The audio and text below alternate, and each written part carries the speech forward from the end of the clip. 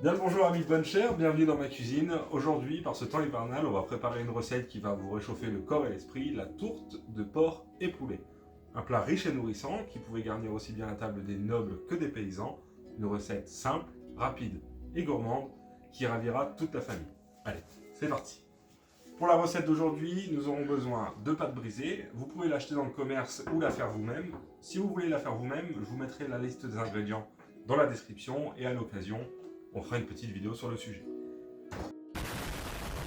Donc, de la pâte brisée, mais aussi un petit peu de salade et de mâche. Alors ça sera plus pour la préparation après, pour manger avec la tourte. 400 g de porc, 400 g de lard ou de gorge, quelque chose de gras. 400 g de poulet coupé en petits dés, 140 g de fromage, du gruyère, un jaune d'œuf pour la dorure, de l'eau, un petit peu de sucre, du sel, de la cannelle et du gingembre, on en reparlera tout à l'heure de la préparation, des échalotes, une chose qui n'existe pas dans la recette d'origine mais qu'on va rajouter pour le côté un petit peu plus gourmand, et 3 œufs. C'est parti. Dans un premier temps, on va commencer par préparer la farce avec notre porc, le lard et le poulet. Si vous n'avez pas de hachoir comme celui-ci, vous pouvez le faire au couteau, il n'y a pas de souci, ce sera juste un petit peu plus long. On va aussi préchauffer notre four à 230 degrés en attendant qu'on prépare tout ça. Et on va y ajouter un petit peu d'herbe qui était bien présente dans les jardins médiévaux, le romarin, le persil et le thym par exemple. On commence donc. On met tout ça là-dedans. Et c'est parti. Voilà, notre viande est hachée. On va maintenant la mélanger. Alors on va sortir un grand saladier. On y met tout la viande dedans. On y met notre mélange d'épices. Alors pour le mélange, ce sera 14 g de sel, une cuillère à café de poivre, une demi-cuillère à café de gingembre et le poivre long dont on a parlé dans la dernière vidéo. Le poivre long est un poivre qui était plus utilisé au Moyen-Âge, plus parfumé, mais aussi moins fort. Alors, on met tout ça là-dedans. Nos œufs, notre fromage,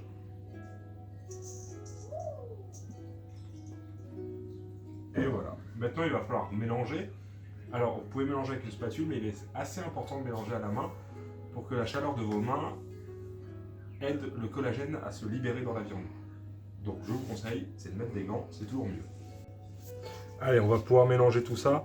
On va se rajouter un petit peu de romarin frais, si possible, sinon du séché fera l'affaire. Voilà. 2 branches. Un petit peu de thym.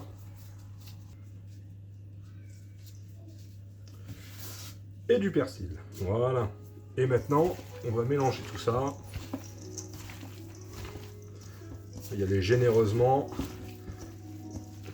Et prenez votre temps. Et il faut que la chaleur de vos mains dégage le collagène de la viande.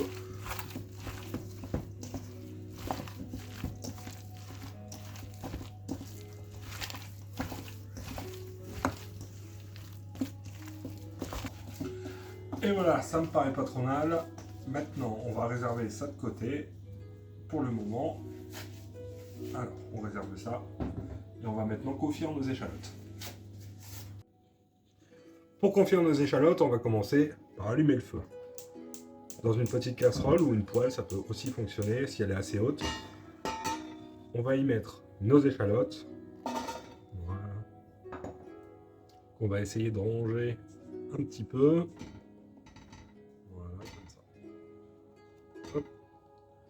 On va saupoudrer avec un petit peu de sucre, une grosse cuillère à soupe. Voilà, comme ça.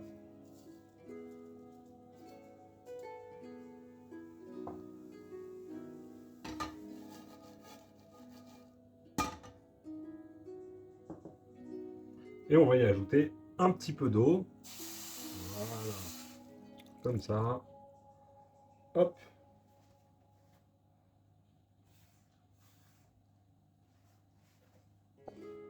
Que ça recouvre. On y met ensuite un papier sulfurisé. Comme ça, avec un trou au milieu, ça c'est important. Voilà. Bien. Comme ça. Très bien. On laisse cuire. Une fois que toute l'eau se sera évaporée, nos échalotes seront confites. Et voilà, l'eau est évaporée et nos échalotes sont prêtes. Et voilà, mis de bonne chair, tous nos ingrédients sont prêts. Pendant que les échalotes cuisaient, on a beurré notre moule pour la tourte et étalé notre pâte. Ça nous a fait gagner un petit peu de temps. Maintenant, on va passer à la garniture. Alors, la pâte, vous pouvez l'étaler assez épaisse pour plus généreux pour la tourte. Voilà. Alors, on l'incorpore dans notre moule. On pique le fond.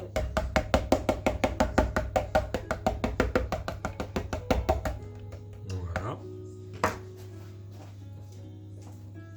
On coupe ce qui dépasse. Et voilà, bien sûr, la pâte, on ne la jette pas, elle resservira pour d'autres recettes. Et voilà. On vient donc garnir notre tourte de notre farce.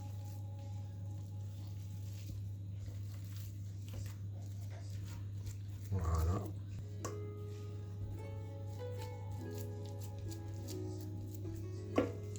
Et voilà, regardez ça, mis de bonne chair, ça va être incroyable cette tourte.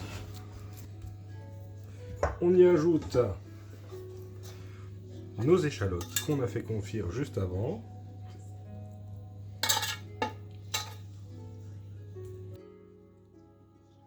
Et il est temps maintenant de refermer notre tourte. On prend la seconde partie qu'on a étalée, qu'on vient poser sur le dessus. On presse bien pour souder.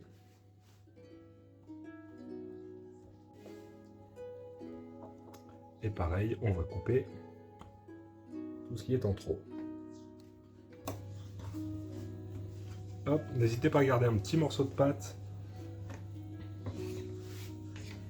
Voilà, pour faire une petite décoration sur le dessus. Alors ici, on va donc bien souder la pâte. Alors pour les tourtes, sachez qu'il est très important de ne jamais la laisser fermée. Pour la cuisson, il va falloir lui faire un petit chapeau afin qu'elle puisse évacuer lors de la cuisson toute l'humidité, sinon ça va rester à l'intérieur et la tourte va s'affaisser. Voilà. Donc, on y fait un petit trou au centre, comme ça. Et on vient y glisser soit un morceau d'une poche à douille, la douille qui fera la cheminée. Sinon, si vous n'avez pas de douille, vous prenez un morceau de papier sulfurisé qu'on plie, comme ça. On cône, comme ça. On coupe le bout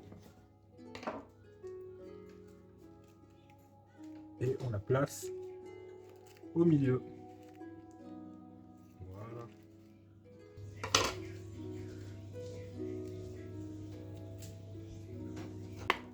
Et ensuite, on va passer à la dorure. Voilà, donc du jaune d'œuf. Et on nappe généreusement notre tourte.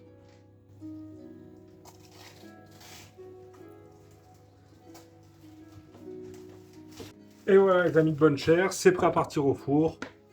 On va donc commencer par 20 minutes à 230 degrés.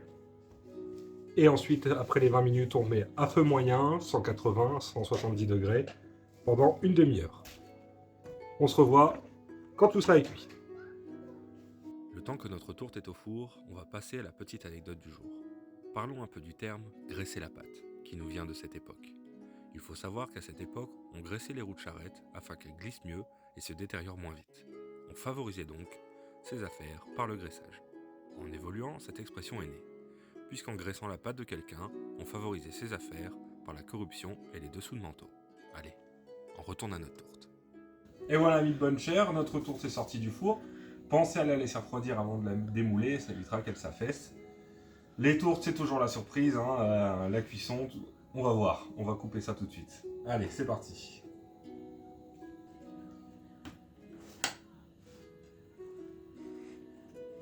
Et voilà.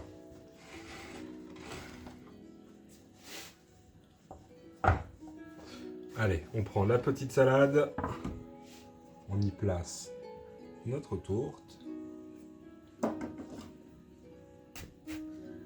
Notre tourte est donc maintenant prête à manger. Une odeur qui sent d'ici, incroyable.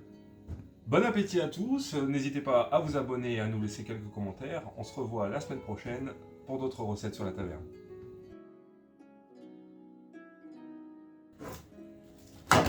Ah bah, au moins.